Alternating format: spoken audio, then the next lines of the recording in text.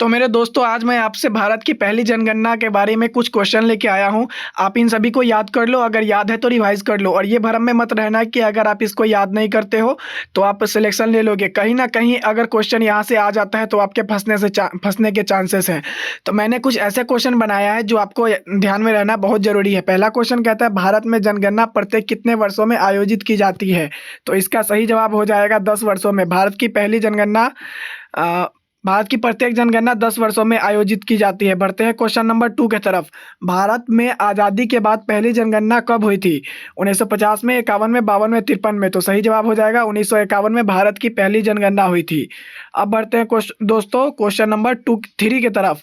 आज़ादी के बाद पहली जनगणना किस अधिनियम के तहत की गई थी? ऑप्शन नंबर ए 1947 की जनगणना अधिनियम, 1948, 1949, 1950।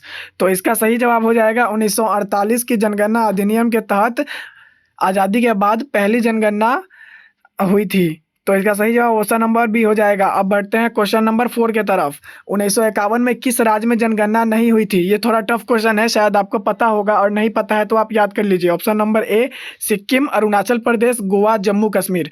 तो गाइज इसका सही जवाब हो जाएगा जम्मू कश्मीर, यानी कि 1951 के समय जम्मू कश्मीर में जनगणना नहीं हुई थी। अब बढ़ते हैं दोस्तों क्वेश्चन नंबर 5 की तरफ। क्वेश्चन नंबर 5 क्या कहता है?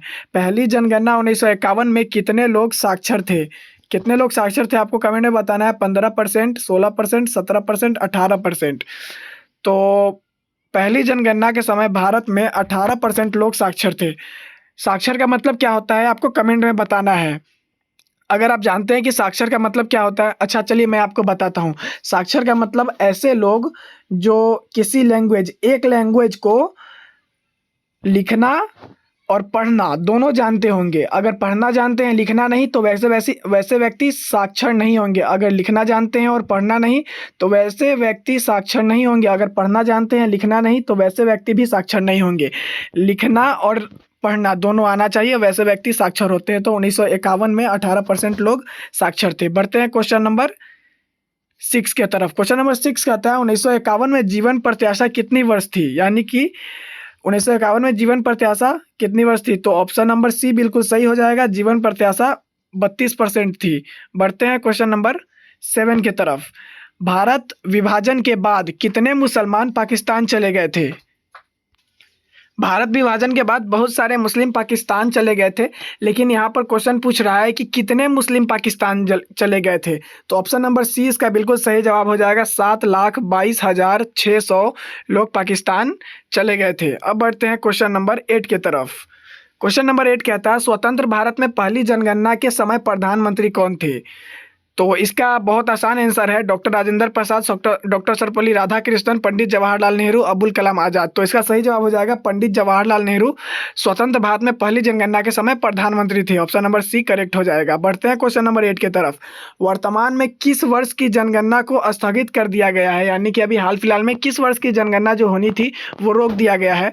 तो इसका सही जवाब हो जाएगा 2011 की जनगणना को अभी 2021 की जनगणना जो कोरोना टाइम में आई थी उसको स्थगित कर दिया गया है।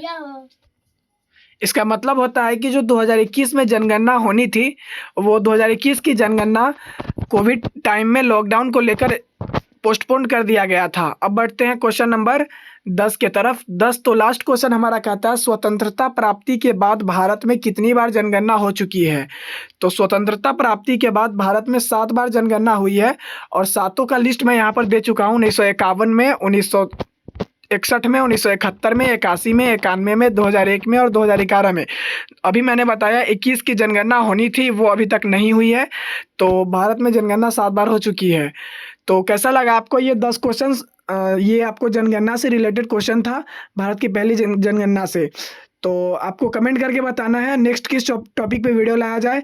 तो मिलते हैं किसी नए वीडियो में, तब तक के लिए थैंक यू। सब्सक्राइब कर लीजिएगा चैनल। बहुत बहुत शुक्रिया।